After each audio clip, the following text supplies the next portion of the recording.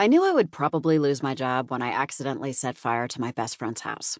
I didn't mean to, of course, but banks frown when employees torch the home of their biggest account holder, even if it is by accident. So, since it was inevitable that I would lose my job, I picked up my mother early after work and headed off for a job interview.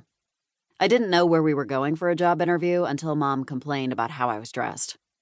We'd only gotten casual Fridays at the bank that past summer, so I was still dressed in the bank's regulation black and white. However, I wore slacks instead of a skirt. No-name, wide-leg slacks, not as bold as palazzo pants, but with a nice, subtle drape. I was undecided about casual Fridays. In winter, slacks might be warmer, but skirts had more drama and felt slimmer. I assumed Mom had another doctor's appointment, but I hadn't asked either. Don't get me wrong. I love my mother, but we don't get on. Conversations between the two of us usually meant a lecture from her while I ignored everything she said. Today was no exception. I carefully maneuvered Mom's ancient Volvo through the back roads of town with no idea where we were headed, and my mother complained, "I don't know why you won't share what happened at work with me. I tell you what happened during my day." That was true. Mom shared regularly, incessantly. If anything, it would have been nice if she didn't share so much. Mom loved the details of her coworkers' lives, their fights, their families, and their problems. You name it, Mom heard about it and shared it. You'd think she worked at Peyton Place instead of the local burger joint. I didn't share with Mom for the simple reason that nothing had happened yet. I expected to get fired any day now. But so far, nothing. My boss, Maggie O'Donnell, was pretty good about staying out of everyone's personal business, not even listening to office gossip.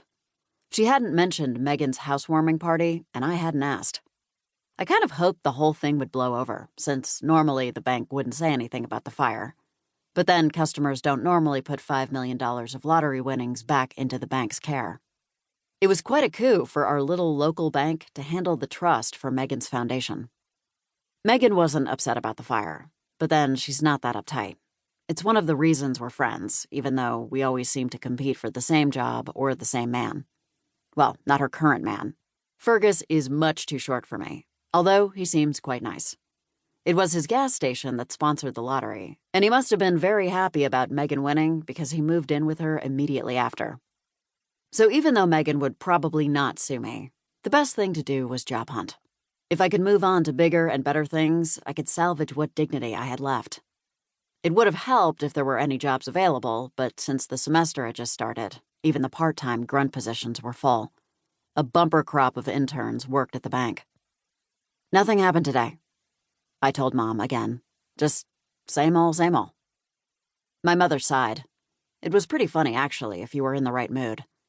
Unfortunately, I wasn't in the right mood. She sounded like a tornado blowing through, but if you looked at her, she was very prim and proper with her mouth pinched in a tiny purse. Mom was a dainty woman with still brown curls, dressed in a neatly pressed Sunday frock that was baggy on her, as if she'd lost a lot of weight recently, but still very fresh and spring-like. If she could, she wore flowers. Even her snow boots had flowers on them.